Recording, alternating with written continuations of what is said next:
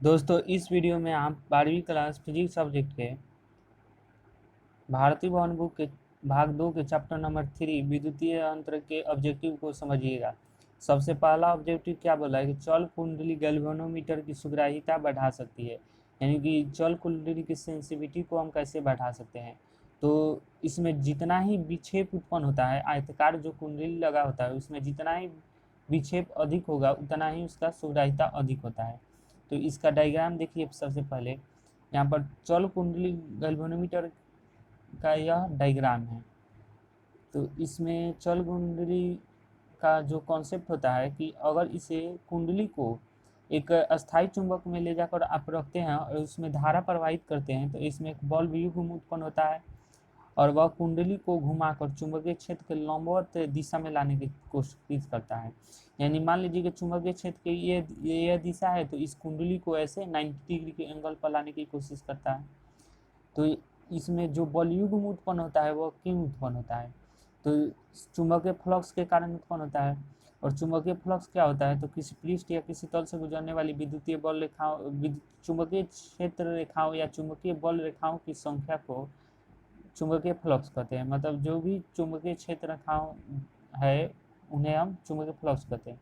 तो जितना ही अधिक चुंबकीय क्षेत्र होगा उतना ही ज़्यादा चुंबकीय फ्लक्स होगा, यानी उतना ही प्रबल उस बलयुग्म उत्पन्न होगा। और बलयुग्म प्रबल होगा तो आयताकार कुंडली में विक्षेप अधिक उत्पन्न होगा। तो इसमें ऑप्शन के अकॉर्डिंग हमारा चुंबकीय फ्लक्स को बढ़ाकर ऑप्शन करेक्ट हो जाएगा। इस चल कुंडली गैल्वेनोमीटर के बारे में मैं कुछ और बताता हूँ। इसका उपयोग के विद्युत धारा को मापने के लिए किया जाता है ये। और इसका जो सुग्राह्यता बढ़ाने के लिए और आप क्या क्या कर सकते हैं, तो कुंडली में तार के फेरों की संख्या को बढ़ा सकते हैं तो भी सुग्राह्यता बढ़ सकती है। जो कुंडली होता है आयताकार कुंडली उस पर फेरा जो फेरों की संख्या होता है उसे बढ़ा दीजिए तो भी सुग्राह्यता बढ़ेगा। या जो कुंडली हमने लिया है उसका क्षेत्रफल अधिक कर दीजिए, बड़ा क्षेत्रफल वाला ले लीजिए तो भी सुग्राह्यता बढ़ सकती है। उसमें जो चुंबक लगा रहता है उसका भी आप शक्तिशाली चुंबक का प्रयोग कर सकते हैं तो भी सुग्राह्यता बढ़ सकती है। तो ये कुछ इम्पोर्टेंट पॉइंट है, इसे भी आप याद रखिए।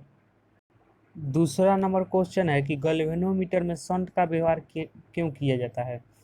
तो गैल्वेनोमीटर में जो शंट होता है, सबसे पहले शंट क्या होता है, तो शंट क्या होता है, तो प्रतिरोध होता है। और प्रतिरोध का परिभाषा क्या होता है, जो धारा प्रवाह में रुकावट या बाधा होता है उसे हम प्रतिरोध करते हैं। मतलब हम धारा को नियंत्रित करने के लिए हमेशा प्रतिरोध का प्रयोग करते हैं। आप जैसे कि बड़े बड़े बिजली के जो सप्लाई जाते हैं उनमें बड़े बड़े प्रतिरोध लगा देखा होगा, तो वह धारा को नियंत्रित करने के लिए उपयोग किया जाता है। अगर धारा को नियंत्रित नहीं किया जाएगा तो अगर धारा का मान अधिक हो जाएगा तो हमारा जो परिपथ है वह भंग हो जाएगा। तो इसलिए प्रतिरोध का उपयोग किया जाता है। तो यहाँ पर जो गैल्वेनोमीटर में भी वही कारण होता है कि अगर उच्च धारण आता है उसमें तो उसे हमें टूटने से बचाने के लिए शंट का प्रयोग किया जाता है। तो ऑप्शन नंबर सी करेक्ट हो जाएगा। देखिए थर्ड नंबर क्वेश्चन क्या है, जब एक जी प्रतिरोध वाले गैल्वेनोमीटर को एक शंट एस के समानांतर क्रम में जोड़ा जाता है तो परिपथ के प्रतिरोध में होने वाला कमी बराबर होती है।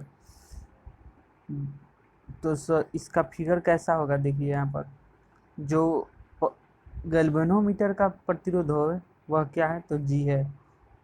यहाँ पर गैल्वेनोमीटर का प्रतिरोध क्या है, जी है। अब यहाँ पर एक शंट एस समानांतर क्रम में जोड़ा जाता है। तो यहाँ पर हमने समानांतर क्रम में जोड़ दिया है। तो प्रतिरोध एस को जोड़ने से इसमें कितना कमी आया है प्रतिरोध में, यही हमें निकालना है। तो जैसा कि हम जानते हैं कि अगर हम समानांतर क्रम में प्रतिरोध को जोड़ते हैं, शंट मतलब प्रतिरोध होता है, तो प्रतिरोध को अगर समानांतर क्रम में जोड़ते हैं तो प्रतिरोध का मान घटते चला जाता है। अगर हम श्रेणी क्रम में जोड़ते हैं तो प्रतिरोध का मान बढ़ता है। क्योंकि देखिए कोई भी वैल्यू अगर श्रेणी क्रम में क्या होता है, ऐसे वैल्यूएं जोड़ती है। मान लीजिए कि प्रतिरोध 4 है, एक है 6, एक है 8, तो ऐसे जोड़िएगा आप 4 + 6 + 8। लेकिन वही समानांतर क्रम में है तो कैसे आपका फॉर्मूला आता है 1/r1 plus 1/r2 plus 1/r3, यानी जो वैल्यूएं होती हैं वो हर में आ जाती है।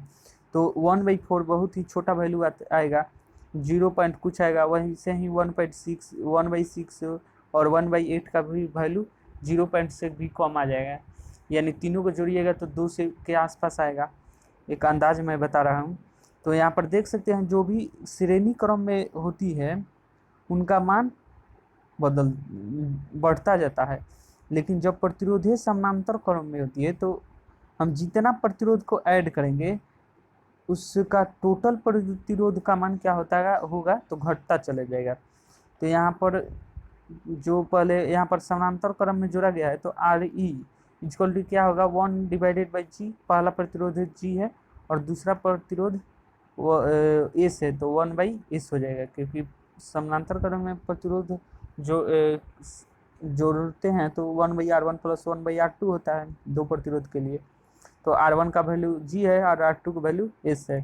अब इसे वैल्यू को कैलकुलेट करिए तो G इसे बट्टा पर जोड़ बनाइएगा तो G मल्टीप्लाई S और divided by G plus S आ जाएगा। तो यहाँ पर प्रतिरोध में क्या अंतर आया, पहले प्रतिरोध इसका गैल्वेनोमीटर का G था, अब हमने S प्रतिरोध का प्रयोग कर दिया।